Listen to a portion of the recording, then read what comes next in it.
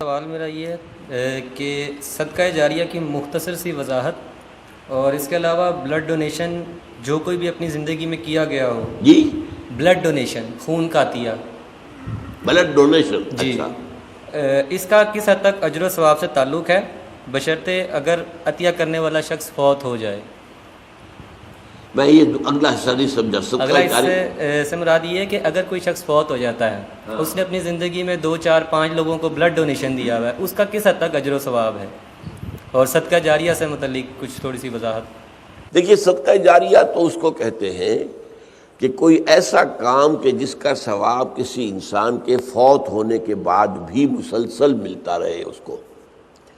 ورنہ اصل قاعدہ تو یہ ہے کہ موت آ گئی تو اب آپ کا جو ہے وہ جو امتحان کا وقت تھا اور جو کچھ کمائی کرنے کا وقت تھا وہ تو ختم ہو گیا. جیسے امتحان میں کہتے ہیں کہ بس سٹاپ رائٹنگ، اب وہ آپ کی رائٹنگ تو ختم ہو گئی. البتہ بعض اعمال ایسے ہیں کہ جن کے اثرات بعد میں بھی پھیلتے رہتے ہیں، اچھے اثرات، تو اس کے جو ہے اللہ تعالیٰ کی طرف سے اس کا ثواب بھی اس شخص کے مرنے کے بعد بھی اس کے حساب میں درج ہوتا رہتا ہے. بہترین صدقہ جاریہ نیک اولاد ہے. اگر آپ نے اپنی اولاد کی پرورش صحیح کی ہے، انہیں مسلم اور مومن بنا کر اٹھایا ہے، وہ اللہ کے فرما بردار متقی بندے ہیں، تو یہ جو ان کا وجود ہے، ان سے جو بھی نیکی پھیلے گی، ان سے جو آگے تقویٰ پھیلے گا، ان سے جتنا بھی بھلائی کا آگے فروغ ہوگا، اس کا ثواب آپ کو ملتا رہے گا. تو سب سے بڑا صدقہ جاریہ جو ہے وہ نیک اولاد ہے. اب اس کے علاوہ ایک صدقہ جاریہ مثلاً یہ کہ ایک شخص نے ایک دینی جو ہے درسگاہ قائم کر دی، زمین وقف کی، عمارتیں بنائی، دینی درسگاہ. اب یہ درسگاہ جب تک چلے گی اس کے حساب میں جو ہے اس کی نیکیاں جو ہے درج ہوتی رہے گی. اسی طرح دعوت و تبلیغ کا کام ہے.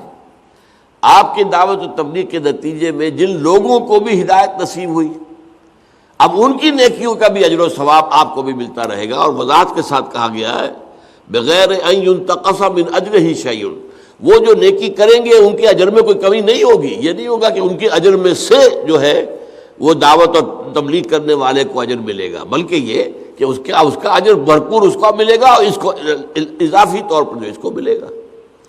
تو یہ ہے خیر کا کوئی کام غریبوں کے لیے، عوام کے لیے. جیسے پرانے زمانے میں ہوتا تھا کہ پل بنا، چاہ بنا، مدرسہ، تالاب بنا.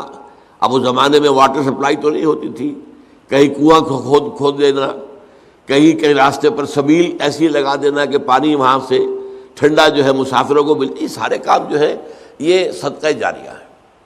باقی اگر کسی نے کسی کو خون دیا ہے اور وہ نیکی کے ارادے سے دیا ہے تو اس کا اجر و ثواب اسے ملے گا. باقی اس میں آگے اس کے کوئی منتقل ہونے کا میرے خیال میں کوئی معاملہ نہیں ہے.